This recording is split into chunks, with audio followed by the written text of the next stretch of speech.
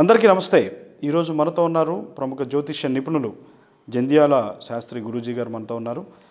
2023 సంవత్సరంలో ఏ రాశి వారికి ఏ విధంగా ఉండబోతుంది, జనవరి మాసంలో వాళ్ళు ఏ విధమైనటువంటి పరిహారాలు చేసుకోవాలి, వాళ్ళకి ఏ విధంగా ఉండబోతుంది అనేటువంటి అంశాలన్నీ కూడా మనం గురూజీతో మాట్లాడి తెలుసుకుందాం. గురూజీ నమస్తే. గ్రహం మూలం సర్వం జగత్, గ్రహదేవాయ నమః. సర్వజ్ఞులైనటువంటి భక్తకోటికి ప్రథంగా రాసుల గురించి నేను ఏ రాశికారసి వివరించే ముందు మీకు ప్రథంగా కూడాను 2 మాటలు తెలుసుకోవాల్సిన విషయాలు ఉన్నాయి. సర్వభక్తకోటి కూడాను ఈ విషయాన్ని అర్థం చేసుకోండి. ఏదైనా నీవు చెయ్యింది నీకు ఏదీ రాదు, నీవు చేస్తే రాకుండా పోయేది అంటూ ఉండదు. ఇది ప్రథమ నినాదంగా పెట్టుకోండి.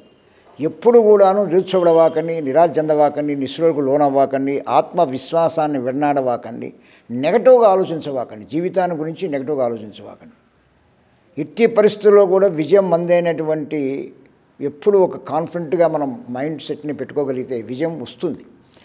ఆ విజయం సాధించాలంటే ఉన్నతమైనటువంటి మూఢనమ్మకాల జోలికి పోకుండా ఉన్నతమైనటువంటి శాస్త్ర పరిజ్ఞానంతో గురుముఖంగా మనకున్న జాతక రీత్యా ఏ గ్రహాలు ఏ స్థితిలో ఉన్నాయి, ఇప్పుడు రాసులు చెప్తున్నాం, దానికి పరిహారాలు చెప్తాను, వీటన్నీ పాటిస్తూ ఇంకా లోతుగా విషయాలు తెలుసుకొని దాని సమృద్ధిగా గనక ఎవరైతే దాని పరిష్కారాలు చేసుకుంటారో వారికి సంపూర్ణ స్థితి కలుగుతుందని నా 40 సంవత్సరాల అనుభవంతో చెప్తున్న మాట. దీన్ని ప్రయత్నించండి, ప్రయత్నం సాధించండి. సర్వభక్త కోటికి కూడాను ఈ ఒక మాట ఉంచుకోండి. మీ జీవితం మీ చేతిలోనే ఉంటుంది తప్ప ఎవరి చేతిలో ఉండదు. ఎవరో వస్తారు ఏదో చేస్తారనే మాట మర్చిపోండి. మీ జీవితాన్ని మీరు సర్దిద్దుకోండి. యోగం మీ చేతిలో ఉంటుంది, అవయోగం కూడా మీ చేతిలో ఉంటుంది. అంటే మనం చేసే పని మీ చేతిలోనే ఉంటుంది, దాన్ని చెడగొట్టుకునేది కూడా మీ చేతిలోనే ఉంటుంది. ఆ అవయోగాన్ని నుంచి యోగంగా ఎలా మార్చుకోవాలి అనేదే జ్యోతిష్యం. జ్యోతిష్యం అంటే ఒక వెలుగు. ఆ వెలుగుతో మీరు ఆ కాంతివంతమైన తేజోవంతంలో మీ యొక్క జీవితాన్ని సుఖ సౌఖ్య భోగ భాగ్య ఐశ్వర్య ఆనందాలు పొందాలనే ఆకాంక్షతో మా యొక్క వివరణగా వారు అడిగినట్టుగా ఆ రాశిని గురించి, ఆ రాశికి ఉన్నట్టు గ్రహస్థితిని గురించి, దానికి ఉన్నటువంటి పరిహారాన్ని మీకు అందించడానికి నేను సముఖంగా ఉన్నాను. కాబట్టి దీన్ని మీరు అన్వయం చేసుకొని విశ్వాసంతో ప్రయత్నించి విజయం సాధిస్తారని నా భక్తులకి నేను మనస్ఫూర్తిగా కూడాను తెలియజేస్తూ, ఎప్పుడైనా దీవెన చేసేటప్పుడు మీకు సుఖంగా ఉండుగాక అని నేను అన్నం. ఎందుకన్నానంటే సుఖంగా ఉండాలంటే నువ్వు చేస్తేనే సుఖంగా ఉంటావు, నేనంటే సుఖంగా ఉండవు. కాబట్టి నువ్వు చెయ్యాలంటే నీ విషయం తెలుసుకున్నానికి ప్రయత్నిస్తామని విశ్వసిస్తూ నా విశ్వాసం మీ విశ్వాసంతో కలిసి విజయం సాధిద్దాం. శుభం.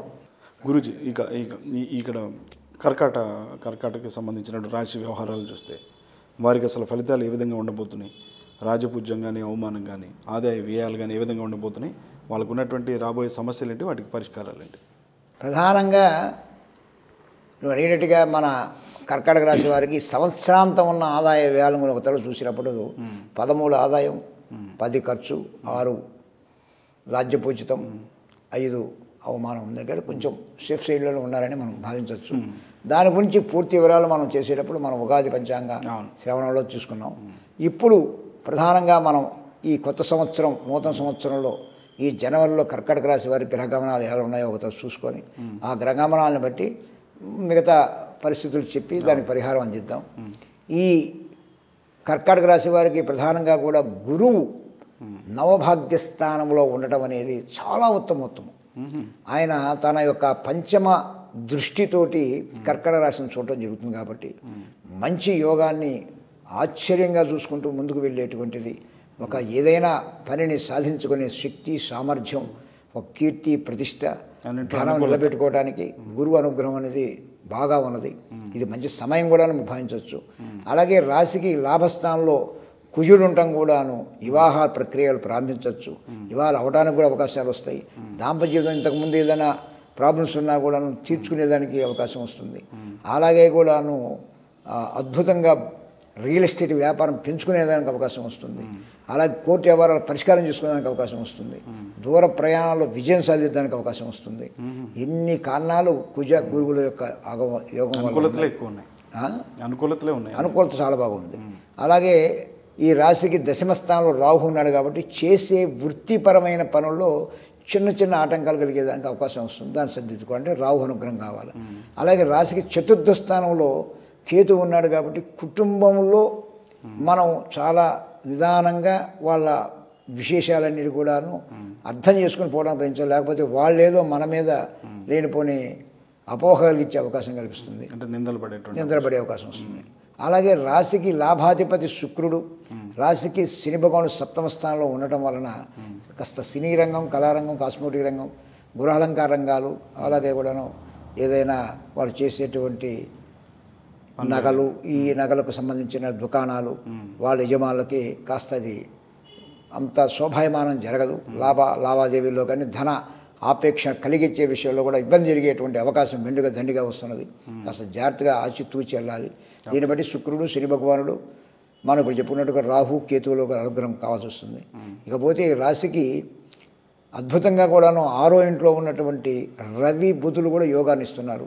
అంటే ఉద్యోగము, ప్రమోషను, నూతన ఉద్యోగం సాధించుకునే విషయంలో ధైర్యంగా మాట్లాడుకునే దాంట్లో, ఏదైనా సరే ఒక పదవి అలంకరణ చేసే దాంట్లో, నూతన వరవడితోటి ఏదైనా కూడా పోటీ ఎగ్జామ్స్ తీసుకునే దాంట్లో, పాస్ అయ్యే దాంట్లో, జాయింట్ వ్యాపారాలు చేసుకునే దాంట్లో కూడా బాగుంది.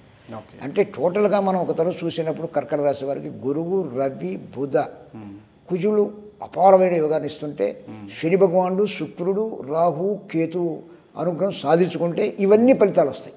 ఇక్కడ వీరి అనుగ్రహం సాధించకపోతే రాదు. కనుక మా కర్కాటక రాశి కలిగిన స్త్రీ పురుషులు ఎవరైనా నక్షత్రంలో నేను చెప్పిన నక్షత్ర రాశుల వారు ఈ రాశుల వారు ఉదయం లేసి స్నానం చేసి చక్కగా కూడా సూర్య భగవాన్ ముందుకొని సూర్య భగవాన్ నమస్కారం చేసుకొని ఇష్టదైవాన్ని, కులదైవాన్ని, తల్లిదండ్రులని, అత్తమామల్ని, గురువుకి నమస్కారం చేసుకొని నేను చెప్పినట్టుగా ఓం బ్రం శ్రీం నమః, ఓం బ్రం శ్రీం నమః, ఓం బ్రం శ్రీం నమః అని కనుక ఈ కర్కాటక రాశి వారు కనుక 2 నిమిషాలు 5 నిమిషాలు ధ్యానం చేసుకుంటే ఈ మాసాంతం కూడా వాళ్ళకి చాలా ఇబ్బందులు లేకుండా ముందుకు పోవడానికి అవకాశం ఉంటుందని విశ్వాసం చేయండి, విజయం సాధిస్తారని. ఇప్పుడు చెప్పిన ఈ రాశి వారికి చెప్పిన పరిహారాన్ని మనసా, వాచ, కర్మణ ఏకాగ్రతగా పాటించండి. నేను చెప్పినటువంటి పరిహారము సూర్య భగవాను ముందు నించోనే చేయమని చెప్పాను. దీనికి కొత్త నియమ నిబంధనలు అంటే ఏముండవు. మీరు తీసుకునే ఆహారాన్ని యథావిధిగా తీసుకోవచ్చు. ఇంతకుముందు ఎలా ఉన్నారో అలానే ఉండండి. కానీ ఒకటే, ఉదయం స్నానం చేసిన తర్వాత సూర్య భగవాను ముందు నుంచి ప్రేయర్ అంటారు, దాన్నే ధ్యానం అంటారు. 2 నిమిషాలు 5 నిమిషాల దగ్గర మీ మనస్సు, మీ బుద్ధి, జ్ఞానం ఆ మంత్రం మీద ఎంతసేపు నిలబడుతుందో అంతసేపు చేసుకొని నమస్కారం చేసుకొని పోనండి. మీ జీవిత ఆశయాల్ని కొంత చిగురింపజేసుకునేదానికి ఇది చక్కని అవకాశాన్ని మీకు మీరు సద్వినియోగం చేసుకుంటారనే ఉద్దేశంతో ఇచ్చాను కనుక దీన్ని మీరు తప్పగా కూడాను విశ్వాసంతో పాటించి విజయం సాధిస్తారనే విశ్వాసంతో నేను చెప్పడం జరిగింది. అలానే ఇందాక మన వారు చెప్పినట్టు ప్రకారంగా ఇంకా లోతైన విషయాలు, వివాహ విషయంలో దోషం ఎందుకు వస్తుంది, విద్యా విషయంలో దోషం ఎందుకు వస్తుంది, ఉద్యోగ విషయంలో దోషం ఎందుకు వస్తుంది, సంతాన విషయంలో దోషం ఎందుకు వస్తుంది, మనం చేసే వ్యాపార వ్యవహారాల్లో ఎందుకు దోషాలు వస్తాయి, ఒకప్పుడు బ్రహ్మాండంగా ఉండి ఇప్పుడు అన్ఎక్స్పెక్టెడ్గా లాస్ రావడానికి కారణాలు ఎలా ఉంటాయి, ఇంకా మనం చేసేటువంటి విదేశీయానాలు వీటన్నిటిలో ఎందుకు ఆగుతుంది, ఎందుకు ఇబ్బంది పడుతుందని తెలుసుకోవాలని ఆకాంక్ష గనక మీకు ఉంటే, మనసా, వాచ, కర్మన నా మీద విశ్వాసం మీకు కలిగితే చక్కగా కింద వస్తున్నటువంటి స్లోలో అవుతున్న నెంబర్ల వారిని సంప్రదించి డైరెక్ట్గా మాట్లాడచ్చు. రాలేనటువంటి వారు కాల్ అపాయింట్మెంట్ అంటారు. మీరు మీ ఇంట్లోనే ఉండొచ్చు.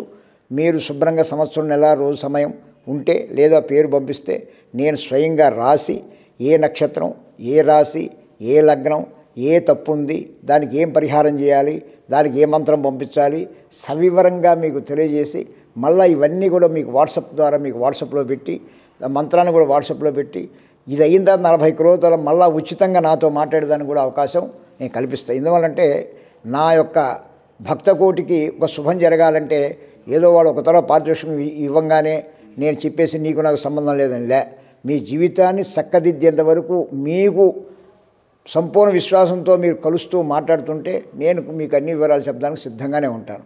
కాబట్టి దీన్ని వివరంగా తెలుసుకొని మీ జీవితాన్ని మీరు సుఖమయం చేసుకుంటారని నేను మనస్ఫూర్తిగా విశ్వసిస్తూ ఆ విశ్వాసంతోనే మీరు విజయం సాధిస్తారు. మళ్ళా చెప్తున్నాను, మీరు చెయ్యింది ఏదీ రాదు, మీరు చేస్తే రాకుండా ఉండపోయేది ఏముండదు.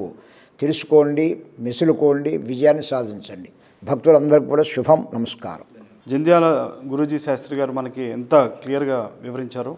కాబట్టి ఆయన చెప్పినటువంటి పరిహారాలను, జాతకంలో ఉన్నటువంటి పరిహారాలను మీరంతా కూడా చేసుకునేటువంటి ప్రయత్నం చేయండి. అదేవిధంగా ఇంకా లోతుగా దీనికి సంబంధించి తెలుసుకోవాలనుకుంటే మాత్రం గురూజీతో నేరుగా మాట్లాడాలనుకున్నా కానీ మీరు కింద స్క్రోల్ అవుతున్నటువంటి నెంబర్కి కాల్ చేసి అపాయింట్మెంట్ తీసుకొని గురువు గారిని నేరుగా కూడా కలవచ్చు.